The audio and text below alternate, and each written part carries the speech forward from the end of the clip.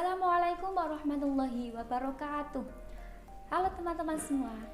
Pada kesempatan kali ini, saya Ida Madusini akan menjelaskan materi tentang penaksiran perhitungan bilangan asli untuk memenuhi tugas mata kuliah Inovasi Pembelajaran Matematika Sekolah Dasar. Untuk itu, langsung saja simak video ini. Memperkenalkan penaksiran perhitungan. Tujuan jangka panjang dari penaksiran perhitungan adalah agar siswa bisa secara cepat menghasilkan hasil mendeteksi untuk suatu perhitungan yang mencukupi pada situasi yang berkaitan. Dalam kehidupan sehari-hari, keahlian menaksir merupakan penghemat waktu yang cukup berharga. Penaksiran yang baik biasanya memiliki macam-macam strategi yang mereka kembangkan. Mengajarkan strategi pada anak-anak sudah menjadi bagian dari kurikulum. Dimulai dari kelas 3, kita bisa memberikan pemahaman apa yang dimaksud dengan penaksiran, perhitungan, dan mulai mengembangkan strategi penaksiran yang mungkin berguna di masa yang akan datang. Memahami penaksiran perhitungan. Nah, penaksiran merupakan perkiraan dari suatu bilangan hasil perhitungan yang sesuai untuk digunakan dalam konteks tertentu. Konsep penaksiran ini tidak hanya cocok digunakan untuk diaplikasikan pada perhitungan, namun juga pada pengukuran dan kuantitas. 3 jenis penaksiran. Nah, pada kurikulum matematika ke-8, penaksiran merujuk kepada 3 pemikiran yang berbeda. Yang pertama, penaksiran pengukuran. Penaksiran pengukuran ini memperkirakan pemikiran sesuatu yang harus melakukan pengukuran secara pasti. Di sini contohnya, misalnya ketika kita melihat sebuah almari, kita bisa mengetahui dengan memperkirakan berapa tinggi dari almari tersebut. Yang kedua, penaksiran kuantitas, yaitu memperkirakan jumlah kumpulan benda. Misalnya ketika kita mempunyai satu kaleng yang berisi permen, nah di situ kita bisa memperkirakan berapa jumlah permen yang ada di dalam kaleng tersebut. Yang ketiga, penaksiran perhitungan, yaitu memperkirakan hasil dari suatu perhitungan yang tidak bisa atau tidak kita harap ditentukan dengan tepat. Misalnya ketika kita ingin melakukan perjalanan dari kota A ke kota B. Nah, dari kota A ke kota B misalnya berjarak 375 km. Nah, di situ kita memiliki bahan bakar berapa yang harus kita butuhkan untuk mencapai dari kota A ke kota B tersebut. Untuk selanjutnya yaitu penaksiran atau tebakan. Nah, di sini kita sulit untuk membedakan antara penaksiran atau tebakan. Nah, penaksiran sendiri yaitu menggunakan perhitungan sebagai dasarnya, dan perhitungan bukanlah asal menebak. Jika penaksiran ini didasarkan pada perhitungan, mengapa ada hasil lebih dari satu penaksiran yang berbeda-beda untuk satu persoalan?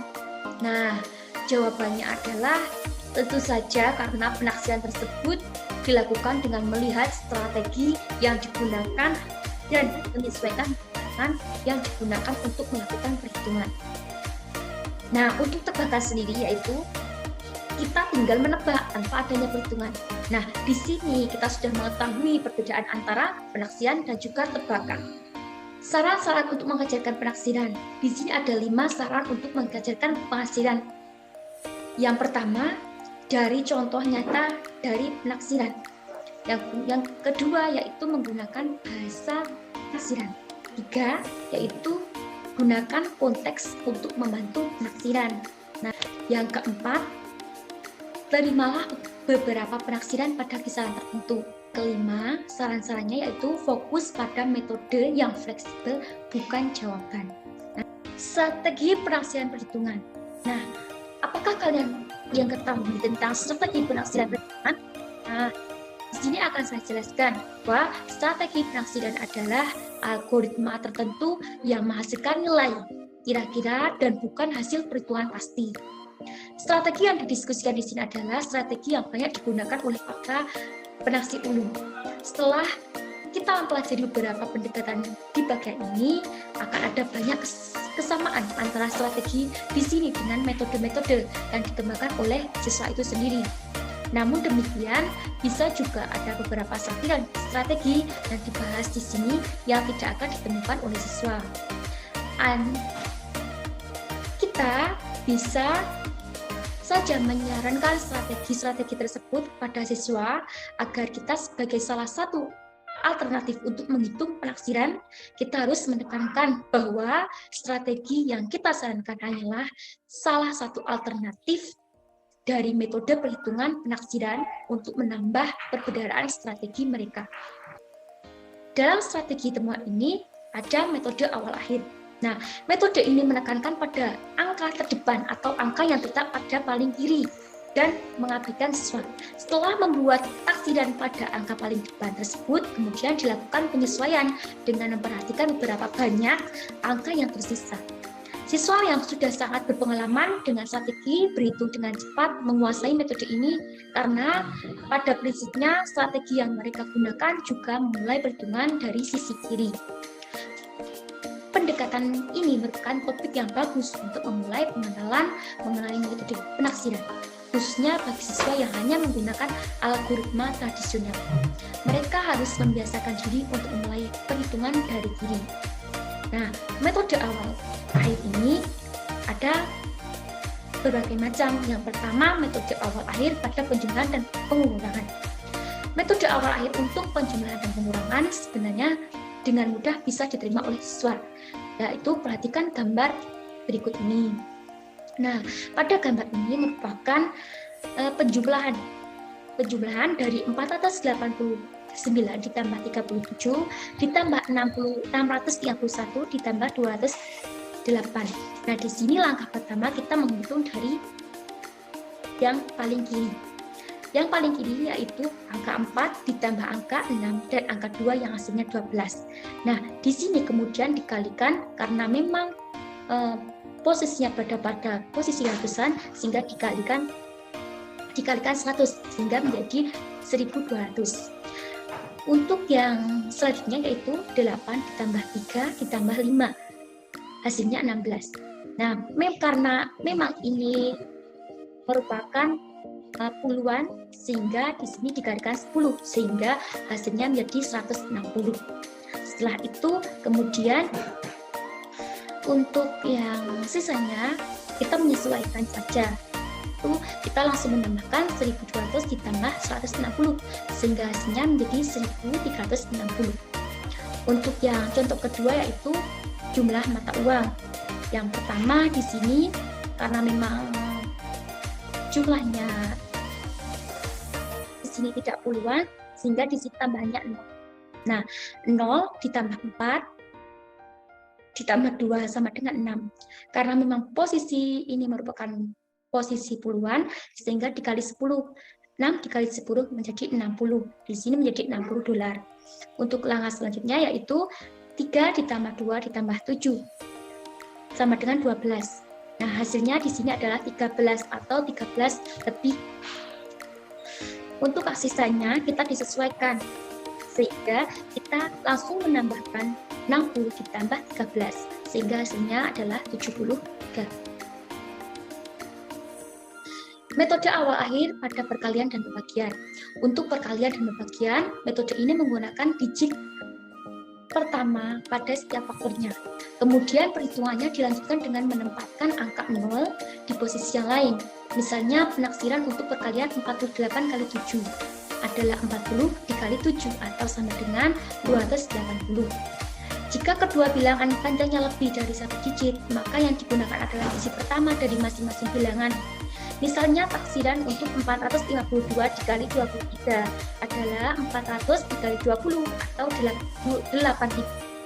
Untuk pembagiannya, penaksiran yang paling bagus untuk dilakukan adalah dengan menggunakan perkalian. Sebisa mungkin hindari penggunaan notifikasi matematika seperti pada layar ini. Nah, dalam menampilkan soalnya, karena hal ini akan membuat siswa cenderung untuk melakukan perhitungan yang dan bukan penaksiran, tampilkan soal dalam suatu konteks atau dalam format aljabar. Misalnya 2492 dibagi 7. Untuk soal ini, digit pertamanya akan diperoleh dengan menentukan posisinya terlebih dahulu, yaitu 100 dikali 7 hasilnya terlalu rendah. Untuk 1000 dikali 7 hasilnya terlalu tinggi. Hasilnya terletak pada ratusan. Terdapat 34 ratusan pada hasil pembagiannya. Jadi karena 34 bagi 7 berada di antara 4 dan 5, estimasi garis depan menghasilkan bilangan 400. Pada contoh ini karena 34 dibagi 7 hasilnya mendekati 5, maka estimasi yang lebih dekat adalah 500. Metode pembulatan. Pembulatan merupakan bentuk taksir yang paling umum. Penaksiran berdasarkan pembulatan merupakan suatu syarat untuk mengubah soal agar bisa dikerjakan lebih mudah. Penaksiran yang baik mengikuti hasil perhitungan dalam hati dan memberikan penyesuaian terhadap bilangan mereka bulatkan. Agar bisa bermanfaat, pembulatan sebaiknya bersifat fleksibel dan bisa dipahami secara konseptual. Konsep pembulatan. Yang pertama, pembulatan suatu bilangan berarti mengganti bilangan tersebut dengan bilangan yang lain yang cukup dekat dan bisa dihitung dengan mudah. Bilangan terdekatnya bisa berupa bilangan berapapun yang dianggap mudah untuk dihitung dan tidak harus merupakan kelipatan 10 atau 100. Seperti pada metode tradisional, sebaiknya bilangan tersebut merupakan bilangan yang bisa dihitung dengan lebih mudah, sehingga bisa membantu menghasilkan taksiran yang dengan lebih mudah. Atau membuat bilangan lebih sederhana dalam suatu cerita, diagram, atau percakapan. Nah, pembulatan pada penjumlahan dan pengurangan. Jika bilangan yang ditambahkan cukup banyak, lebih baik membulatkan bilangan-bilangan tersebut ke dalam nilai posisi yang sama. Bulatkan kemudian tambahkan, lakukan pada seluruh bilangan. Nah, kita perhatikan pada gambar berikut ini. Di sini pembulatan ke 10, yaitu pada $10. Abaikan 2 berikut. Dan $10 adalah $60, lalu untuk $20 lagi sekitar $80. Nah, di sini saya akan menggunakan dolar terdekat 48 dan 2 jadi 50, lalu 51, 58 dan 25 lagi menjadi 78 dan 5 menjadi $83. Nah, pada gambar di samping, jumlah yang sama ditaksir dengan 2 cara pembulatan. Menggunakan kombinasi dari 2 pembulatan tersebut juga bisa dilakukan. Pada pengurangan, hanya ada 2 bilangan yang mungkin untuk dikerjakan. Untuk pengurangan dan penjumlahan yang menggunakan 2 bilangan, biasanya yang dibulatkan adalah salah satu bilangan saja. Untuk pengurangan, bulatkan bilangan yang dikurangi. Pada pengurangan 6.724, bulatkan 1.863 menjadi 2.000. Jadi pengurangan akan menjadi lebih mudah. Misalnya di sini 6.724 dikurangi 2.000 sama dengan 4.724. Nah, sekarang disesuaikan. Guru mengambil bilangan pengurangan yang besar dari hasilnya, tentu lebih kecil dari yang seharusnya. Nah, sesuaikan hasilnya menjadi hanya 4.800. Untuk penjumlahan 627 dan 385, guru bisa membulatkan 627 menjadi 625 karena kelipatan 25 lebih mudah untuk dikerjakan, seperti halnya kelipatan 10 atau 100. Setelah mengganti 627 menjadi 625, kita bisa membulatkan 385 menjadi 387 atau 400. Bisa juga tidak. Intinya di sini adalah tidak ada aturan yang pasti. Pilihan tergantung pada penaksir. Seberapa kecepatan taksiran diperlukan dan seberapa akuratkah taksiran yang diperlukan. Nah, pembulatan pada perkalian dan pembagian. Strategi pembulatan untuk perkalian tidak berbeda dari yang dilakukan pada operasi lainnya. Namun demikian, kesalahan yang dikandung bisa jadi merupakan salah satu kesalahan yang cukup signifikan, khususnya jika kedua faktor dibulatkan. Jika salah satu bilangan bisa dibulatkan menjadi 10, 100, atau 1000, hasilnya perkalian cukup mudah untuk ditentukan tanpa harus melakukan penyesuaian pada faktor lainnya. Jika salah satu faktornya hanya terdiri dari satu angka, periksa salah satu faktor lainnya. Pertimbangkan perkalian. Misalnya di sini 7 kali 836. Jika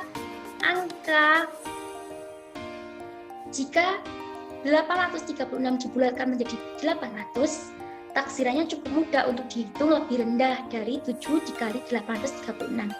Jika membutuhkan hasil yang lebih akurat lagi, bulatkan 836 menjadi 840 dan tambahkan 2 perkalian parsial. Jadi hasil taksirannya sekitar tambah 2.800 atau 5.880, yaitu 7 dikali 800 dan 7 dikali 40. Aturan lain yang juga bisa digunakan pada perkalian adalah dengan membulatkan salah satu faktor ke atas dan satunya ke bawah. Meskipun bilangan tersebut bukan bilangan yang terdekatnya, ketika penaksir 86 dikali 28, maka 86 berada di antara 80 dan 90, tetapi 82 sangat dekat dengan 80. Jika bilangan pembagiannya hanya terdiri dari satu angka, maka paling baik adalah dengan mencari bilangan pembagi yang sesuai daripada melakukan pembulatan.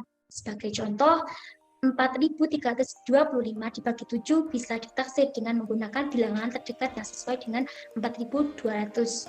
Untuk menghasilkan taksiran sebesar 600, pembulatan akan menghasilkan 4.000 atau 4.300 dan tidak ada satupun dari keduanya yang cukup bermanfaat. Latihan penaksiran. Menaksir dengan pecahan, desimal, dan persen. Nah, ada beberapa orang yang menyatakan bahwa sebagian besar penaksiran di dunia nyata berhubung dengan pecahan, desimal, dan persen. Berikut merupakan contohnya. Yang pertama, obral $51,99 harga perempatannya. Berapa harga aslinya? Sekitar 62% dari 834 siswa membeli makan siang Rabu lalu. Berapa orang muridkah yang membeli makan siang? Nah, contoh pertama menanyakan taksiran 3/4 dari $51,99. Untuk mendapatkan nilai 3/4-nya, maka kita harus membagi dengan 4 dan mengalikan dengan 3. Semuanya itu adalah perhitungan bilangan bulat, tetapi membutuhkan pemahaman mengenai perkalian pecahan. Adapun contoh yang kedua, tiket dijual dengan harga $1,25. Jika yang hadir berjumlah 3.124, berapa banyakkah hasil penjualan tiket? Nah, pada contoh kedua, soalnya adalah menemukan suatu cara untuk mendapatkan 52%. Itu memang dekat dengan 60% atau 3/5 dan secara ekuivalen 6 kali 10%. Keduanya juga menggunakan perhitungan bilangan bulat. Penerjemahan dari 62% memerlukan pemahaman tentang persen. Nah, intinya adalah jika ada perhitungan yang mengandung pecahan desimal dan persen, pemahaman mengenai bilangan akan seringkali diperlukan untuk melakukan estimasi. Pemahaman tersebut akan menerjemahkan perhitungan-perhitungan tersebut menjadi perhitungan bilangan bulat saja. Tentu saja tidak semua kasus pecahan dan desimal tidak selalu bisa diterjemahkan ke dalam perhitungan bilangan bulat. Coba pikirkan apa saja yang diperlukan untuk membuat estimasi dari perhitungan berikut ini, yaitu 2/3/8 ditambah 4/1/9 dikurangi 1/12, 4,0178 ditambah 73,4. Nah, penafsiran yang baik untuk kedua kasus di atas tergantung sepenuhnya pada pemahaman mengenai bilangan-bilangan yang digunakan. Hanya diperlukan sedikit sekali keahlian penafsiran lain. Pada kurikulum yang cukup bagus, penafsiran perhitungan akan digabungkan dengan mengembangkan keahlian perhitungan. Karena itu, jika perhitungan yang mencakup pecahan, desimal, dan persen didiskusikan, penafsiran sebaiknya juga dibicarakan. Sebagian besar, jika tidak seluruhnya, keahlian perhitungan memerlukan strategi bilangan bulat seperti didiskusikan pada bab ini. Nah, dari pemaparan video tadi, semoga kita dapat memahami tentang penaksiran perhitungan bilangan asli untuk lebih mudah cara menghitungnya, dan kita dapat menemukan strategi dan metode-metode yang baru dalam menghitung penaksiran perhitungan bilangan asli. Nah, itu saja yang dapat saya sampaikan. Jika ada kekurangan, kesalahan kata maupun tulisan baik disengaja maupun tidak disengaja, saya memohon maaf yang sebesar-besarnya. Wassalamualaikum warahmatullahi wabarakatuh.